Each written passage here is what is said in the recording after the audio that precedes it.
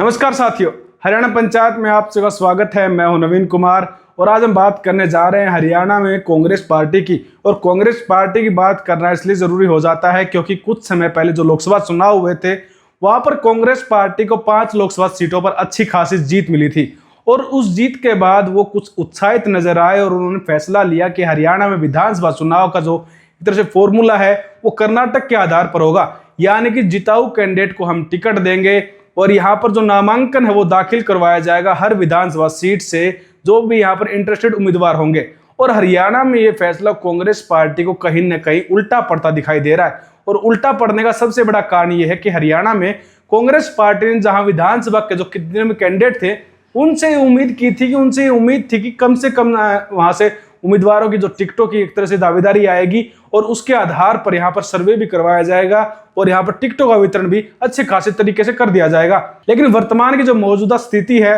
वो कांग्रेस के लिए चिंता वाली है। यहाँ पर 2000 से अधिक यहाँ पर कैंडिडेटों ने अब की बार नामांकन किया है कांग्रेस से चुनाव लड़ने के लिए, यानी कि हर विधानसभा सीट पर 15 से 20 ऐसे कैंडिडेट हैं जो कांग्रेस के निशान पर यहाँ पर चुनाव लड़ना चाहते हैं और हरियाणा में चंडीगढ़ जो असेंबली है वहां पहुंचना चाहते हैं और अपने क्षेत्र की आवाज को उठाना चाहते हैं। और इस लिस्ट में ना सिर्फ सीटिंग एमएलए बल्कि जो सीनियर यहाँ पर कार्यकर्ता है, चाहे वो जूनियर कार्यकर्ता है, साथ ही साथ जो नवयुवक अब राजनीति की ओर रुख कर रहे हैं वो भी इससे जुड़े हुए हैं। और कांग्रेस के लिए स्थिति चिंताजनक इसलिए हो जाती है कि जहां पर 90 सिर्फ कैंडिडेटों का चुनाव करना है कांग्रेस पार्टी को और उसके साथ साथ यहाँ पर कांग्रेस की तरफ से जो 2 बड़े नेता हैं कांग्रेस के हरियाणा में, भूपेंद्र सिंह हुड्डा यहाँ पर और कुमारी सैलजा, उनके भी कुछ चहेते कैंडिडेट इनमें नामांकन भरने वाले होंगे। और उसके बाद जो बाकी के बचे हुए कैंडिडेट हैं यहाँ पर वो किस तरह से हरियाणा में कांग्रेस को प्रभावित करेंगे। ऐसा इसलिए क्योंकि किसी न किसी कैंडिडेट का कुछ न कुछ जनाधार जरूर होगा और वो और उसके जितने जनसमर्थित जो लोग हैं उनको ये आशा होगी, वो कहीं ना कहीं इस तरह से आकलन लगा के बैठे होंगे कि हमारे नेता को यहाँ से अब की बार विधानसभा चुनाव में टिकट का मजबूत दावेदार बनाया जा सकता है। और इसी के चलते वो कहीं ना कहीं नाराज हो सकते हैं क्योंकि लगातार देखा जा रहा है हरियाणा की राजनीति में कि बड़े जो नेता हैं वो नाराज हो जाते हैं तो उनके जो कार्यकर्ता हैं वो यहाँ पर एकदम से छिटक जाते हैं, बेशक से वो नेता उस पार्टी के साथ जुड़ा रहे। जैसे कि यहाँ पर राव इंद्रजीत के साथ देखा गया, जो हरियाणा की राजनीति में बीजेपी के बड़े चेहरे हैं, चाहे वो यहाँ पर किरण चौधरी की जो यहाँ पर एक तरह से वोटर्स थे उनकी बात हो, जब उन रावदान सिंह को यहाँ पर एक तरह से तोसाम से यहाँ पर उनको हार का सामना करना पड़ा, उसकी वजह से वो हरियाणा की जो भिवानी महेंद्र लोकसभा सीट है यहाँ पर हारे। तो इसी तरह का कुछ समीकरण, कुछ आकलन है वो हरियाणा में विधानसभा चुनाव में भी बनता नजर आएगा। और इसी के लिए यहाँ पर कांग्रेस के जितने कैंडिडेट हैं वो लगातार एक तरह से हरियाणा में कांग्रेस के लिए चुनौती पैदा कर रहे हैं। लेकिन कांग्रेस में जो सबसे बड़ी बात वर्तमान के दौर में ये है कि हरियाणा के जितने कैंडिडेट हैं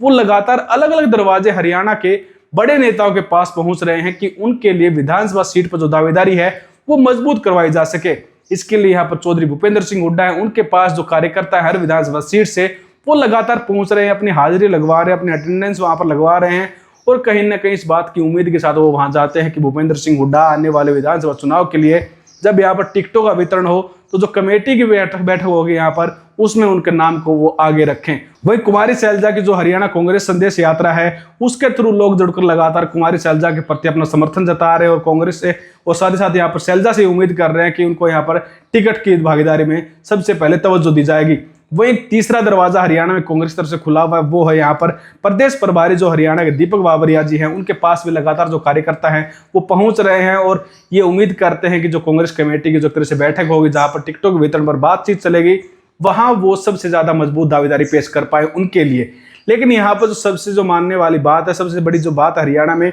वो वर्तमान समय में अगर किसी नेता की टिकटों के वितरण पर सबसे बड़ी भागीदार रहने वाली है तो वो अवश्य ही भूपेंद्र सिंह हुड्डा होंगे। जैसा कि लोकसभा चुनाव में देखा गया और उसके नतीजों के बाद देखा गया कि यहाँ पर भूपेंद्र सिंह हुड्डा के समर्थन में हरियाणा कांग्रेस के 4 जो सांसद थे वो लगातार दिखाई दिए। कुमारी सैलजा एक ऐसी नेता थी जो उनसे अलग चलकर अपने रास्ते पर कांग्रेस को मजबूत करने में जुटी हुई थी। जहां उन्होंने यहाँ पर अंबाला के में अपने जो वरुण चौधरी हैं उनके लिए अपनी दावेदारी पेश की कि उनका नाम आगे करने के लिए यहाँ पर मैंने ही कमेटी को कहा था। हालांकि वो चुनाव के बाद जब नतीजे आए तो उसके बाद वरुण मौलाना लगातार भूपेंद्र सिंह हुड्डा के साथ नजर आए।